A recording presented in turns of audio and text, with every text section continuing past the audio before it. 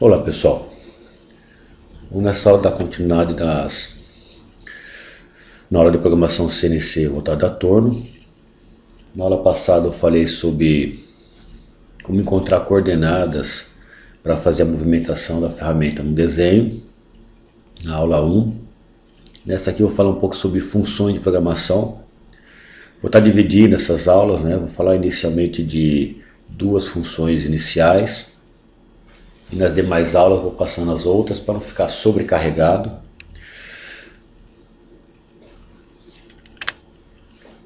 Para iniciar é interessante a gente inicialmente passar em seguintes informações, né? O que seriam funções modais e não modais? Por definição, a gente tem que funções modais são aquelas que a gente programa uma vez e nos blocos seguintes não há necessidade de programar. Que o próprio comando subentende que está mantendo aquela função. Funções não modais são aquelas que toda vez que for programar é necessário chamá-la novamente. Tá? A gente vai entender isso aí num exemplo que eu vou dar aí para frente direitinho. Outra coisa interessante é tipos de funções. Quais tipos de funções nós temos na programação CNC? Bem, a primeira temos as funções preparatórias, né? Chamadas de funções G, código G, na qual são aquelas que permitem fazer o trabalho, o movimento. Dentre delas, temos quatro que são básicas, que é G0, G1, G2 e G3. Além dessas quatro, que são as essenciais para fazer qualquer programação, temos outras que são específicas de cada comando. Dependendo do comando que você está trabalhando, eu tenho uma função especial específica. Essa informação eu vou estar trabalhando um pouco mais para frente, quando eu estiver trabalhando uma aula só de programação final. A gente vai ver bem isso daí. Outro tipo de função é a função posicional, essa que a gente já conheceu na primeira aula, né, onde a gente forma as coordenadas, né? Então, no caso do torno CNC, eu tenho X e Z, onde eu formo as coordenadas de X e as coordenadas de Z. Se fosse uma fresadora, eu teria 3, né? Seria X, Y e Z, 3 eixos, ou mais, né? Ou mais eixos, dependendo da máquina que eu estou trabalhando, a programação CNC. Funções auxiliares ou complementares são aquelas que vem auxiliar no sentido de como realizar o trabalho, né? Por exemplo, aí a gente vai estar vendo na programação para frente a função F, né? Na qual eu programo a velocidade de avanço da ferramenta. Funções miscelâneas são aquelas que eu manipulo a parte mecânica da máquina, né? Por exemplo, ligar eixo ave, ligar líquido refrigerante. Eu tenho funções M que me fazem esse trabalho de manipular a máquina. Nessa videoaula vai trabalhar só duas funções preparatórias, G0 e G1. A posicionar já conhecemos. Vamos ver um pouquinho de complementares e função miscelânea a gente vai ver mais para frente na programação final. Bem, função G0. Toda vez que eu quiser fazer um movimento linear com o máximo de velocidade possível, em momentos que eu não estiver com a ferramenta em contato com a peça, eu uso a função G0, né, porque ela me permite usar o máximo de velocidade da máquina. E função G1. Toda vez que eu precisar fazer um movimento linear, na qual eu preciso controlar essa velocidade, e essa ferramenta estará em contato com a peça, eu uso a função G1. Porque ela me permite controlar a velocidade até da função F. A função F me permite especificar uma velocidade de avanço, né, para aquela ferramenta. A grande maioria diz que de um G1 para um próximo G1, ele costuma formar um canto, né? São movimentos lineares. Mas a função G1 ela tem uma função específica de que de um G1 para outro, automaticamente ele insere um arredondamento de 0,2 milímetros para mudança de percurso, para não ficar aquele canto vivo realmente. É específico da própria função G1. Arredondamento esse que se torna desprezível dentro de uma usinagem, né, dependendo, lógico, da sua precisão. Existe uma função especial, que é G75, que ela executa a mesma coisa que o G1, só que ele não deixa esse pequeno raio, tá? Mas a função G1 ela é básica para qualquer programação CNC, que use a linguagem ISO. Temos aqui uma peça que também já foi trabalhada na aula 1, né? Encontrando somente as coordenadas. Nessa a gente vai programar como se fosse um acabamento a ser dado na peça. Então a gente vai programar o percurso da ferramenta, né? Fazendo esse movimento, na qual ela vai fazer o percurso da peça e voltar para o ponto de troca de ferramenta, né? Essa região onde fica aguardando a ferramenta chama de PTF, ponto de troca de ferramenta. Vamos ver como a gente faria essa programação. Bem, minha ferramenta está lá no PTF, parada. Eu preciso que ela vá até aquele ponto A, que é um ponto de aproximação da ferramenta. Então, para sair do PTF e ir até o ponto A, eu preciso programar. Como que eu programo esse movimento aí? Observe ali, ó. Eu coloquei N10, G0, X35, Z30, endblock ou hashtag. Primeira coisa que você faz na programação é colocar o número do bloco. No caso ali, o nosso N10. Vocês vão observar que eu vou estar numerando os blocos de 10 em 10. Por qual motivo? Para que, se eu tiver a necessidade de corrigir algum percurso, eu possa colocar entre N10 e um próximo bloco, por exemplo, N20, um novo bloco, né? Por exemplo, N5. Os comandos de hoje, alguns, né, a gente tem condições de entrar no meio e digitar. Alguns comandos antigos você teria que apagar toda a programação até chegar aonde você precisa. Então, independente do comando, se a gente deixar um espaçamento de número de bloco de um para o outro, a gente evita essa dificuldade. É só a gente inserir um bloco intermediário. Se você colocasse, em vez de N10, colocasse N1, N2, N3, não teria como realizar isso, teria que realmente apagar. Então, é comum em linguagem CNC a numeração do bloco ser feita de passo em passo, de 10 em 10, de 5 em 5, aí vai muito do programador. Tá? Em programações de linguagem antiga, né, Visual Basic, VB, COBOL, né, o pessoal usava bastante esse conceito de numeração de bloco. Então, a primeira função especial aí é o N10, né, que ele numera os blocos. A segunda função que a gente vê, ó lá, eu estou programando como será realizado o movimento. Ó lá, G0, ó, movimento linear, né, do ponto PTF até o ponto A. Ó, G0, movimento linear. E outra coisa específica, além de ser um movimento linear, o G0 também vai fazer o quê? Usar o máximo de velocidade da máquina, desde que a ferramenta não esteja em contato com a peça. Observe na nossa ilustração ali que o movimento de PTF até o ponto A, a gente realiza no máximo de velocidade da máquina e não se encontra nem no processo e nem no final em contato com a peça. Nos desenhos de CNC, quando o percurso é feito em G0, ou seja, é feito com o máximo de velocidade da máquina, ela é marcada com linhas tracejadas ali, ó. Então, aquele percurso de linha tracejada realizado em G0.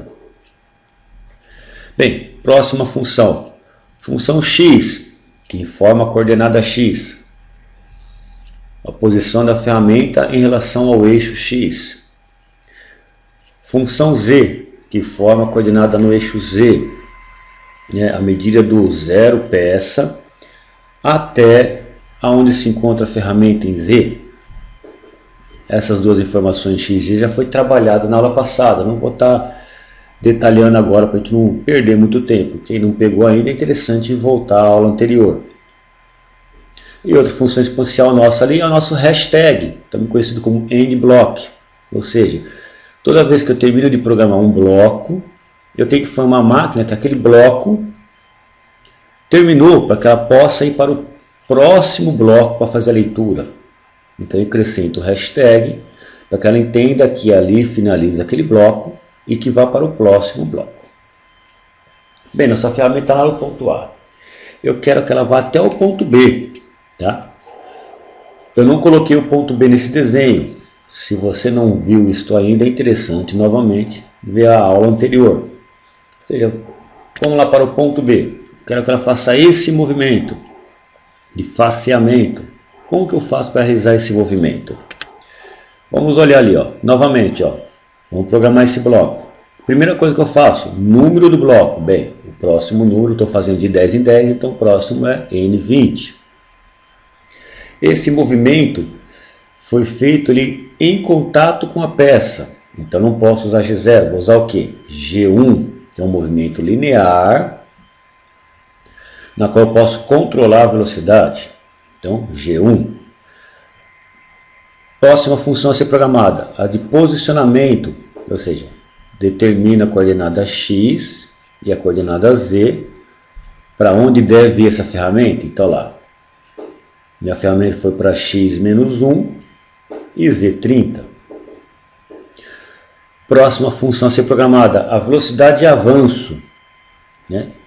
Então, F, e aí eu programo a velocidade, no caso é 0,1 milímetros por rotação. Observe que aqui eu controlo a velocidade, para que eu possa realizar a minha usinagem. Bem, estou ali no ponto B, quero começar a fazer o perfil lateral, vou me posicionar lá no ponto C, conforme a gente viu na aula passada. Vou posicionar a ferramenta como está a ilustração. Como que eu faço isso? Vamos olhar ali, ó. Novamente vou programar esse movimento. Bem, para que ele vá para aquela nova posição, eu vou programar primeiro o número do bloco, seguindo a mesma ordem 10 em 10, N30. Observe, no que eu afasto a ferramenta, eu não estou mais em contato com a peça. Então eu posso usar novamente o G0, que é o máximo de velocidade possível. E logo em seguida eu programo a posição para onde ela vai. X30, Z33. E no final, hashtag, informando, ó, esse bloco terminou aqui. Vá fazer a leitura do próximo bloco. Agora eu quero encostar na peça para começar a fazer a usinagem lateral. Como que eu faço para fazer o movimento de se aproximar na peça para começar a usinagem lateral? Novamente, programa um novo bloco. Primeiro o número do bloco, N40, lá, seguindo a ordem 10 em 10. Observo que o encostar a peça, fazer o perfil lateral, no final do curso eu vou estar tocando a peça. Então já uso função G1, porque eu não vou usar o máximo de velocidade da peça, que pode gerar uma colisão e quebrar a ferramenta. Vou usar a função G1 para me controlar a velocidade. Então, função G1. Depois, programa a posição. Bem, ele vai se dirigir para a posição X30, Z30. E depois, programa em qual velocidade isso vai ser realizado. Função F. Bem, na F vou colocar 0,1, que significa que ele vai ter um avanço de 0,1 milímetros por rotação. E depois, programo o endBlock, para informar fim de bloco.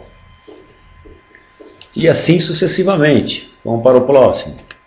Olha lá, vamos fazer essa região lateral, esse chanfro que eu tenho ali, esse ângulo de 10 por 45. Como que eu vou programar esse percurso da ferramenta? Novamente, vou lá, inicio pelo número do bloco.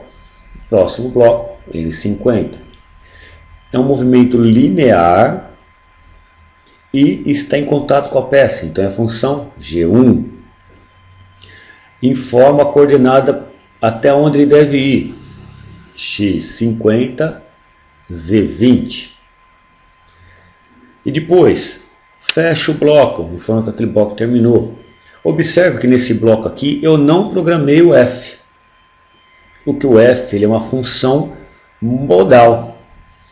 A partir do momento que eu programei ele uma vez, a máquina subentende que vai manter aquela informação nos demais G1.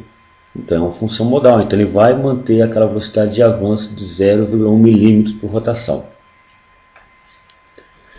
Vamos lá, quero que ele venha agora para essa posição da peça.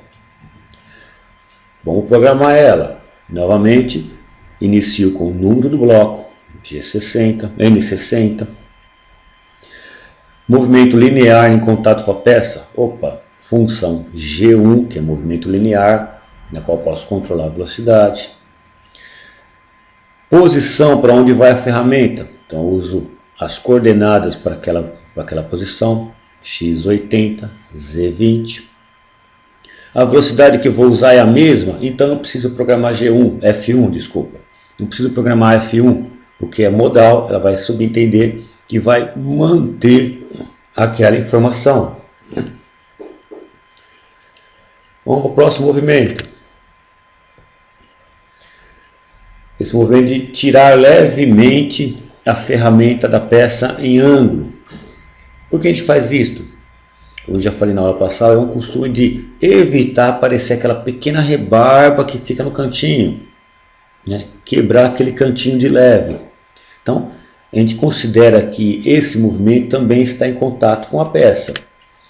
Então, a gente programa da seguinte forma. Primeira coisa, o número do bloco, N70, seguindo a ordem de 10 em 10. G1, movimento linear, com a velocidade controlada, porque eu subentendo que ainda estou em contato com a peça. A posição para onde vai essa ferramenta, x80.5, z19.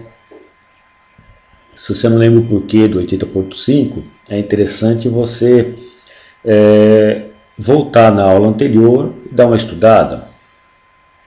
E hashtag, ou seja, fim do bloco, dizendo para a máquina que ela pode ir para o próximo bloco. Novamente, não programei F1, função F, que eu falei, ela é modal. E eu quero que se mantenha a mesma, então não preciso programar. A máquina subentende que manteve aquele F. Próximo bloco, vamos programar, é o retorno da ferramenta para o PTF.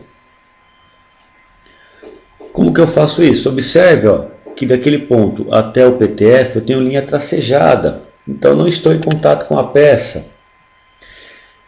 Então nesse caso aqui eu posso já programar uma velocidade rápida. Vamos ver. Primeira coisa, número do bloco, N80. A função para movimento linear, no caso dessa não em contato com a peça, eu posso usar o máximo de velocidade possível, então função G0. E a coordenada para onde se vai.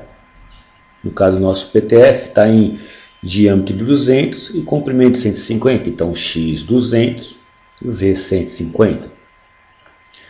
Hashtag fim do bloco. E aí nós programamos o contorno dessa peça, né, como se estivesse fazendo um acabamento nela. E acabamos aí conhecendo um pouco aí de funções, no caso nosso G0 e G1.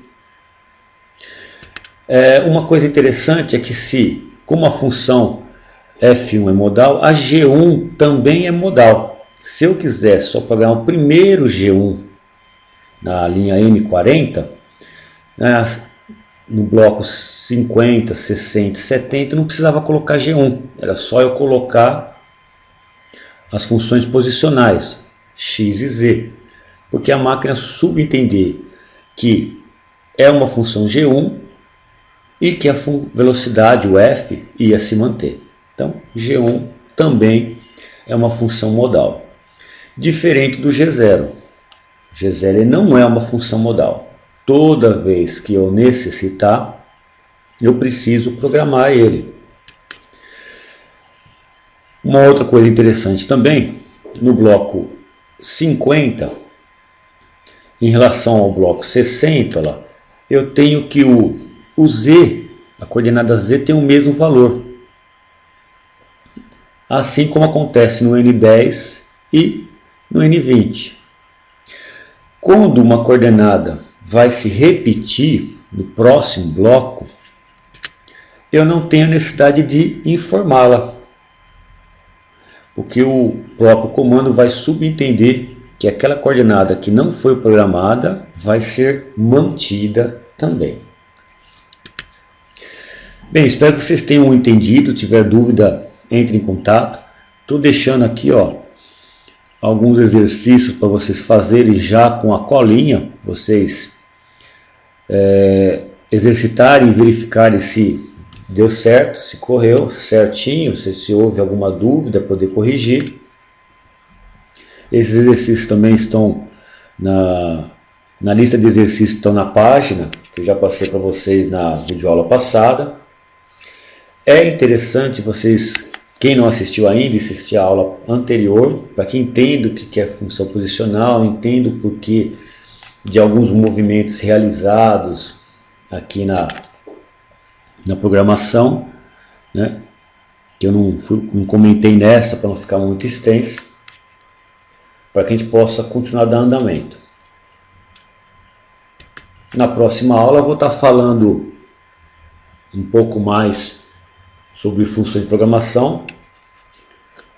No caso dessa, falei sobre G0 e G1.